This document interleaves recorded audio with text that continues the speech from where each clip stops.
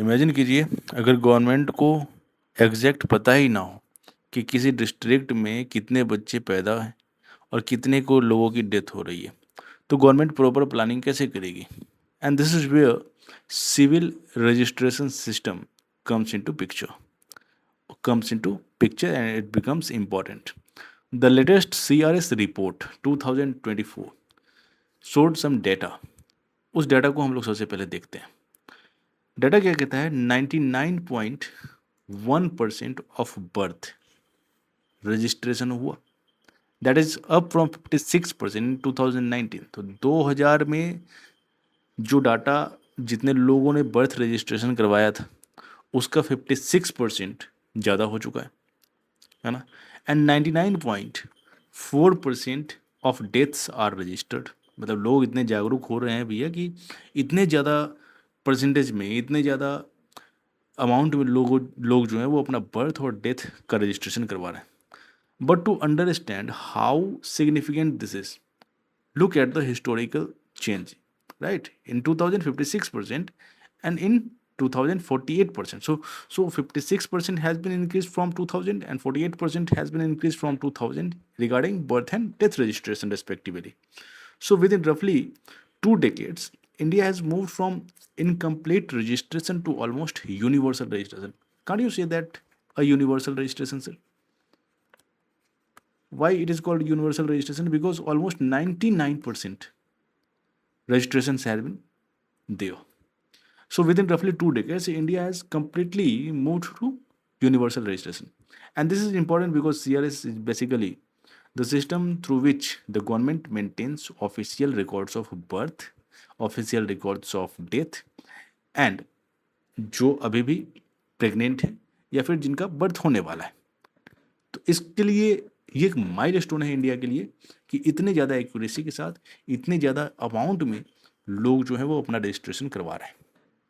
तो फिर सवाल ये उठा कि what exactly is CRS? CRS है क्या? देखिए, सीआरएस क्या है, कैसे काम करता है, इसको समझने के लिए आपको सबसे पहले इसके बैकग्राउंड को जानना हो। There is legal foundation.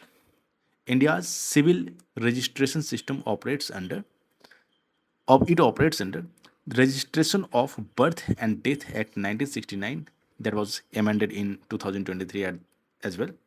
And at the national level, the Registrar General and Census Commissioner of India is the nodal authority under the Ministry of Home Affairs. So it comes under Ministry of Home Affairs, CRS. Registration, census data, it all comes under Ministry of Home Affairs. This is the responsibility of Home Ministry, right? So this is the nodal authority, that is Registrar General and Census Commissioner of India, Ministry of Home Affairs.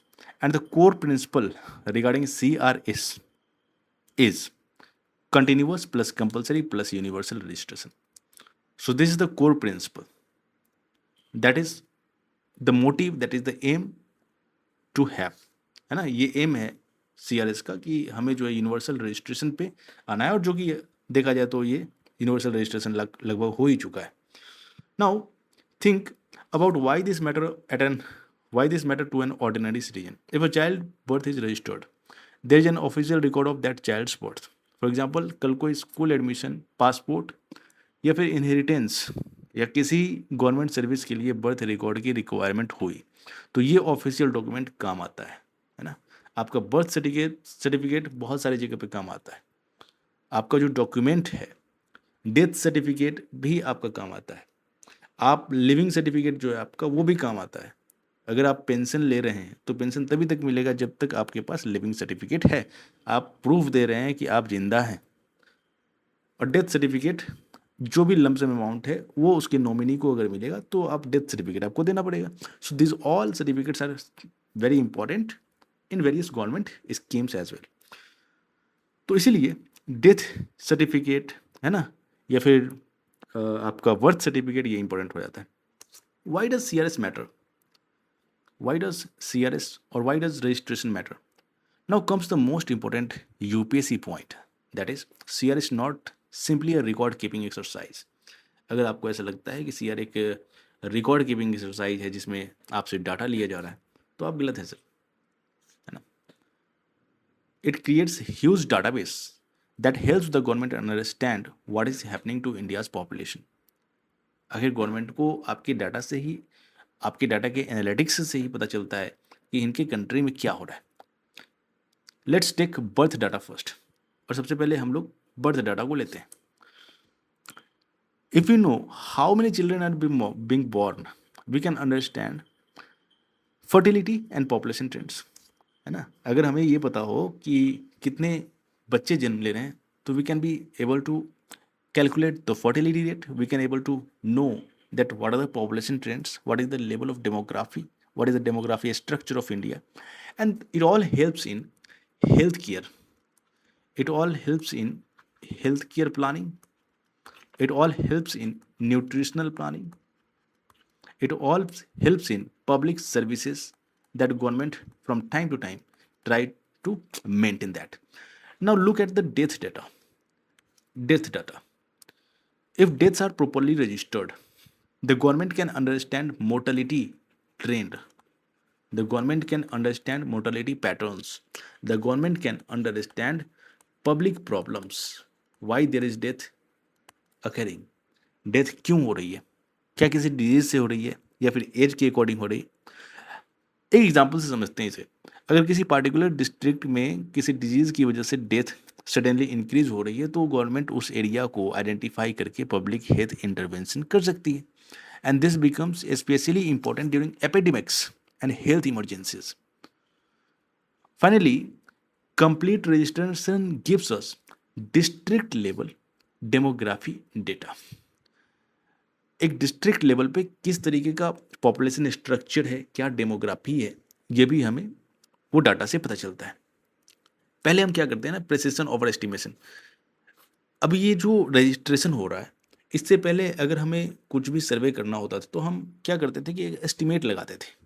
कुछ sample लेते थे लोगों का और उनसे पूछताछ करके एक एस्टिमेशन लगाते हैं कि अच्छा ठीक है, इस पार्टिकुलर रीजन में अगर इस तरीके का बर्थ रेट है और इस पार्टिकुलर रीजन में अगर ये डेथ रेट है, तो इसके अकॉर्डिंग जो अलग रीजन है वहाँ पे भी इसी से 2-4 आगे पीछे हो सकता है. ऐसा हम एक एस्टिमेट लगाते थे, और जो कि प्रिसाइज हमारे पास नहीं था, प्रिसाइज डाटा नहीं था. और प्रिसाइज डाटा नहीं है तो आपका कैलकुलेशन, आपका प्लानिंग कहीं ना कहीं सही नहीं होगा. It reduces and due to, और ये जो रजिस्ट्रेशन है, जो यूनिवर्सल रजिस्ट्रेशन हुआ CRS में, it reduces dependence on sample estimates, enables precise actionable insights for planners and policy makers. ये मंत्रालय के लिए, ये सरकार के लिए काफ़ी ईजी हो गया. और this data can also act as a development tool. It transforms administrative data into tool for national development, driving equity, efficiency and accountability. ये भी हो सकता है. अगर ये डाटा है तो सरकार समझ सकती है कि कितना % एजुकेशन पे खर्च हो, कितना % हेल्थ केयर पे खर्च हो, कितना % पब्लिक वेलफेयर के लिए खर्च हो, कितना % इक्विटी को प्रमोट करने के लिए, इक्वलिटी को प्रमोट करने के लिए हो. This all becomes important and this data helps government to make better policy, to implement effective policy decisions, right? So this data is such, ये डाटा जो है इतना इंपॉर्टेंट है. ठीक है, तो ये सिविल रजिस्ट्रेशन सिस्टम से आपको याद रखने की ज़रूरत इसमें क्या है कि CRS सिविल रजिस्ट्रेशन सिस्टम, जहाँ पे बर्थ, डेथ, ये सब सारी चीज़ों का रजिस्ट्रेशन होता है. अभी अचीवमेंट इसका लगभग यूनिवर्सल रजिस्ट्रेशन हो चुका है. आपको याद रखना है मोर देन 99%. सेकेंड, आपको याद रखना है जो सिविल रजिस्ट्रेशन सिस्टम है, ये किसके अंतर्गत आता है, तो मिनिस्ट्री ऑफ होम अफेयर्स. इसके नोडल अथॉरिटी कौन है, जो मैं बताया था वो आप याद रख लीजिएगा. और आपको याद रखना है कि 2023 में अमेंड हुआ और फिर ये कब बना. This data is important for your UPSC as well as various state PCS examination. अगर हमारा लेक्चर आपको समझ में आया हो तो फीडबैक बताइए. अगर नहीं समझ में आया हो तो भी बताइए कि कहाँ पर लैग है और इसमें क्या सुधार करने की ज़रूरत है, ये भी आप बता सकते हैं. दूसरी चीज़, अगर आप UPSC, स्टेट PCS, अगर किसी भी सिविल सर्विसेज एग्ज़ाम की प्रिपरेशन कर रहे हैं तो आप आइए, हमसे जुड़िए, सब्सक्राइब बटन दबाइए और हमारे साथ जुड़े रहिए अपने स्मूथ प्रिपरेशन के लिए. ताकि हमारे नए लेक्चर, ताकि न्यू करेंट अफेयर्स जो कुछ भी न्यूज़ में काफ़ी इंपॉर्टेंट है और एग्ज़ाम से रिलेटेड है, उससे अपडेटेड रहने के लिए। Thank you.